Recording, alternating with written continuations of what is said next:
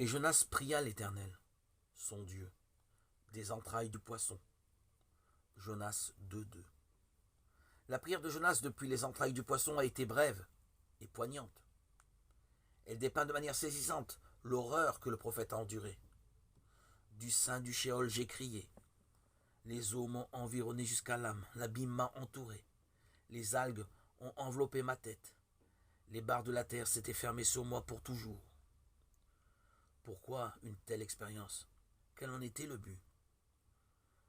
Conduire Jonas à se tourner vers Dieu dans sa détresse, à se repentir, quand tout lui semblait perdu. Il s'est souvenu de l'Éternel, et il a prié instamment, il a même rendu grâce, et par la foi il a crié, la délivrance est de l'Éternel.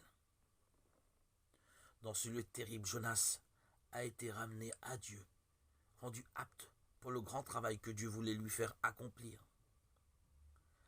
À nous qui espérons ne jamais être avalés par un grand poisson, une leçon pratique très frappante est donnée quant aux conséquences de la désobéissance.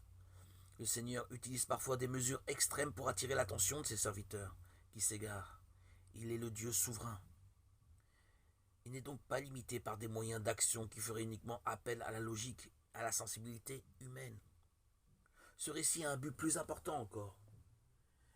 Il nous fournit une image de la mort que notre Seigneur Jésus-Christ allait traverser plusieurs siècles plus tard. Lui-même en parle peu de temps avant sa mort, car comme Jonas fut dans le ventre du cétacé 3 jours et 3 nuits, ainsi le Fils de l'homme sera 3 jours et 3 nuits dans le sein de la terre. Matthieu 12:40. Comme Jonas est sorti de la bouche du gros poisson, ainsi notre Seigneur est ressuscité triomphant du tombeau. Mais tandis que la délivrance de Jonas ne concernait que lui, la résurrection de notre Sauveur triomphant et en bénédiction pour nous tous, croyants.